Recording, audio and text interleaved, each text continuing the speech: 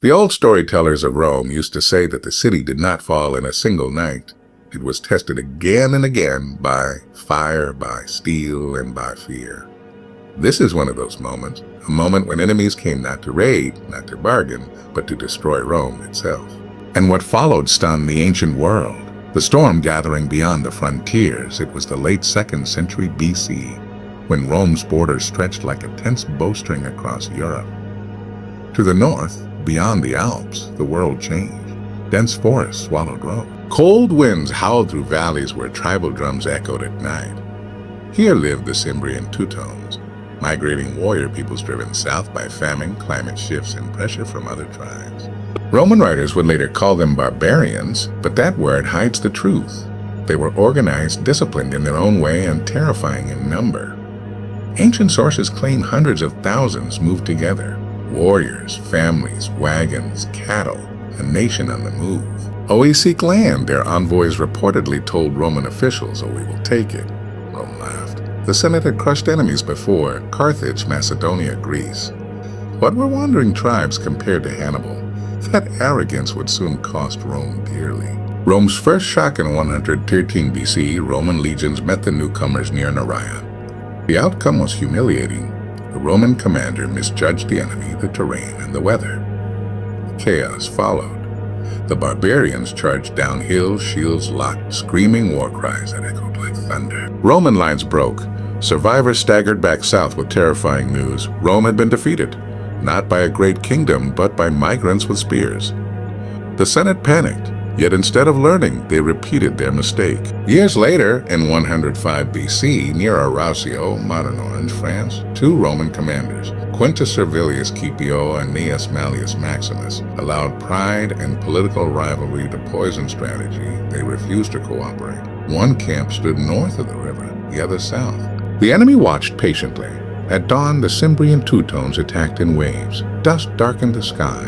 The river ran red. Roman formations collapsed under sheer pressure. Ancient historians claim over 80,000 Roman soldiers died. One of the worst defeats in Roman history. Rome trembled. For the first time since Hannibal, people whispered the unthinkable. Is this the end? Fear inside the eternal city inside Rome. Daily life continued, but under a shadow. Markets still open at dawn. Bakers fired their ovens. Slaves carried water from public fountains. Senators argued beneath marble roofs, but fear lived in every conversation. Mothers whispered to sons of fighting age. Veterans sharpened old swords. Priests performed desperate sacrifices. Omens were everywhere. Comets burned across the sky. Sacred chickens refused to eat. The Sibylline books were consulted. The gods, it seemed, were angry. The Senate needed a savior. They found one in a hard, relentless soldier from humble origins, Gaius Marius. The man who changed Rome to survive Marius was not born noble. He had earned his reputation in war, not politics. When elected consul, and unprecedented 7 times, he understood something crucial. Rome could not survive fighting tomorrow's enemies with yesterday's army. So he broke tradition. He opened the legions to the poor, landless citizens who had nothing but their strength. The state armed them, trained them, paid them. Soldiers now fought not just for Rome, but for loyalty to their general. He reformed training, discipline, and tactics. The legion became a machine of iron will. Day after day, recruits marched under full armor. They dug camps every night. They learned to throw the pilum with lethal precision. Veterans began calling themselves the Marius Mules, burdened, disciplined, unstoppable. And when the northern tribes finally came again, Rome was ready. The clash that shocked the world in 102 BC. Near Aquae Sextiae in southern Gaul, the Teutones advanced confidently. They had crushed Roman armies before. Victory felt inevitable. Their warriors painted faces, raised spears, and mocked the Romans. "Have you messages for your wives in Rome?" They shouted, laughing. "We will deliver them ourselves." Marius said nothing. He chose the battlefield carefully. Hills, hidden valleys, narrow approaches. Roman troops waited in silence. When the Teutones advanced, Marius sprang the trap. Hidden Roman units attacked from behind. From the front, disciplined legionaries advanced in perfect order. Pilums flew, shields shattered. The barbarian mass broke apart in confusion. What followed was slaughter. Ancient accounts say tens of thousands fell. Women fought beside men. Some, refusing capture, chose death instead. The threat that once terrified Rome was annihilated in a single brutal day. The final test, Battle of Vercellae, but one enemy remained, the Cimbri marching into northern Italy itself.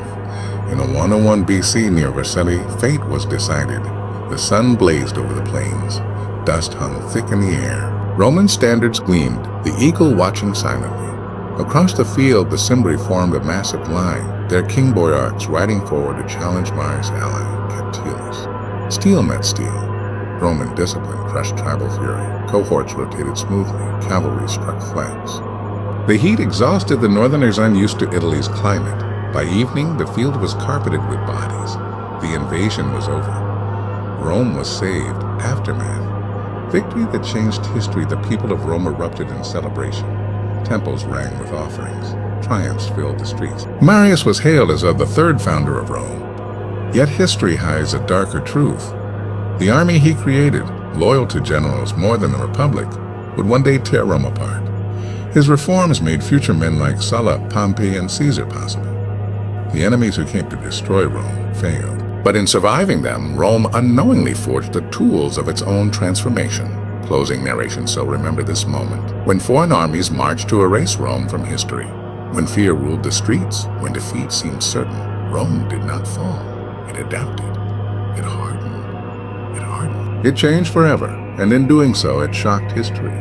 Not by dying, but by becoming something far more dangerous than before. The streets of Rome were tense.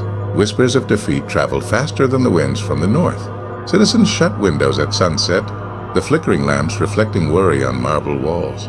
Temples overflowed with offerings, yet even the gods seemed silent. From this chaos, Gaius Marius emerged, a soldier born from the plebeian masses, hardened in campaigns across Africa and Gaul. Unlike the patricians of the Senate, Marius did not speak in lofty rhetoric, he acted. He reformed the legions. Poor landless citizens could now serve Rome, fully armed by the state. Discipline replaced pride. Loyalty replaced arrogance. Soldiers marched longer, drilled harder, and carried packs heavier than ever. They became the backbone of a new Rome, an army forged in adversity. Though the Republic depends not on birthright, but on steel and courage, Marius told his men. We fight for Rome, or Rome will not survive. Beyond the Alps, the Teutones and Cimbri moved like a living storm, families, warriors, and herds pressing forward. When scouts reported their advance, panic reached the Senate. Ancient Rome had never faced an enemy like this, thousands upon thousands, relentless, unstoppable. Marius waited, studying the terrain near Aquae Sextiae. He hid troops in hills, marshes, and valleys ready to strike. And when the barbarian horde marched, confident and roaring, the trap was sprung. Roman pilums flew, hidden cohorts struck from the flanks.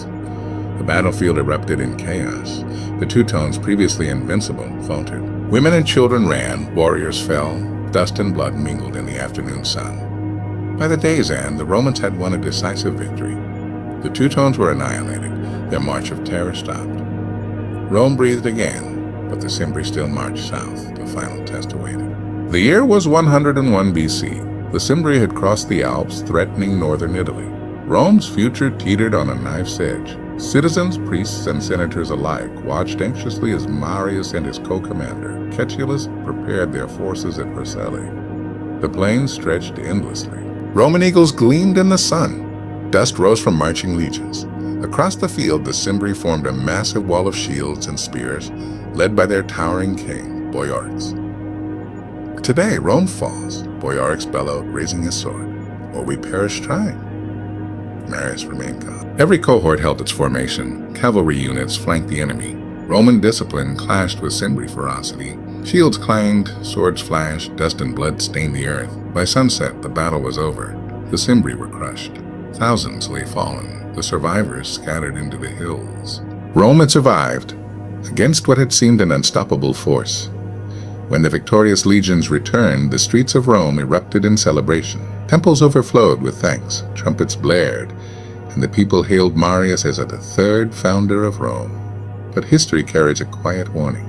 The army Marius had created, loyal to generals more than the Republic, would one day become a weapon against Rome itself. Yet in that moment, Rome endured. It adapted, it fought, and it survived, shocking history in ways even the gods could not have predicted. The city that had faced annihilation rose stronger, tempered by fire and blood. Rome's enemies had come to destroy it, but the eternal city proved that it was far from finished.